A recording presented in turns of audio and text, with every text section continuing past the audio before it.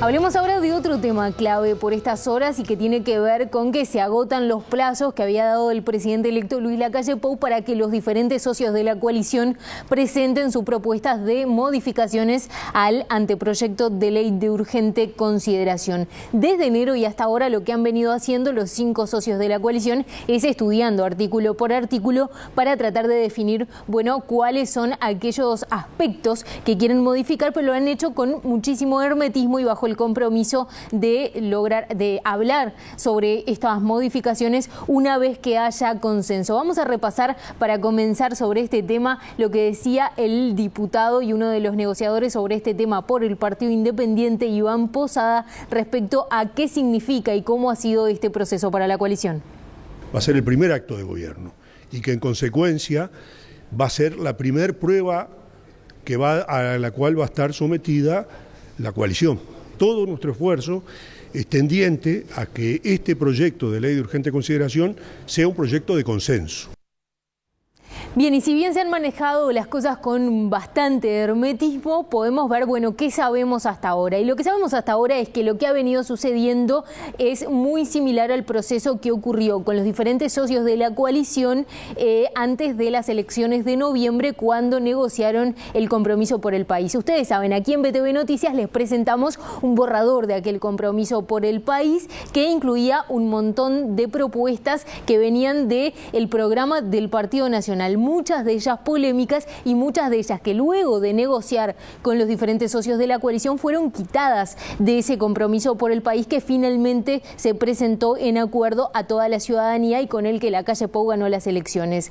Ahora la ley de urgente consideración, este anteproyecto de ley, vuelve a incluir cosas que ya habían sido sacadas de aquel borrador, de aquel compromiso por el país, y por tanto lo que sabemos es que los socios de la coalición, más allá de ir artículo por artículo a cuestiones técnicas, también están fijándose y van a presentar cambios que van en la misma línea de eso que ya fue negociado en el compromiso por el país. Y esto empezó a avanzar este martes porque Cabildo Abierto y el Partido Independiente presentaron sus propuestas. Un ejemplo de esto que yo les decía, de cosas que ya fueron quitadas del compromiso por el país y que van en línea con lo que se podría modificar en el texto final que se presenta al Parlamento de la ley de urgente consideración, es, por ejemplo, el tema de la desmonopolización de ANCAP. En ese caso, el Partido Nacional presentó una propuesta para liberar la importación de combustible. Luego los socios de la coalición que no están de acuerdo, uno de ellos es el Partido Independiente, por ejemplo,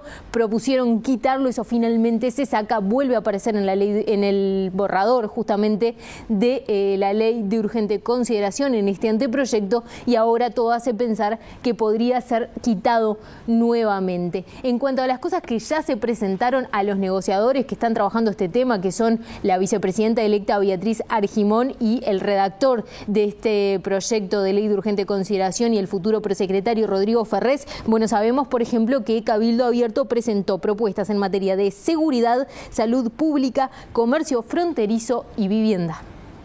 Hay algunos temas sobre los que no tenemos posición definitiva, que necesitamos algunos días más para conversar con especialistas en esos temas y poder definir posición sobre ello. Domenech, Cabildo Abierto se había comprometido con docentes a pedir que se modificara o se quitara gran parte del capítulo educación. ¿Eso es así? Que yo sepa, no hay ningún compromiso. Obviamente que vamos a estudiar, vamos a escuchar a todo el que tenga algo que decir sobre este proyecto de ley.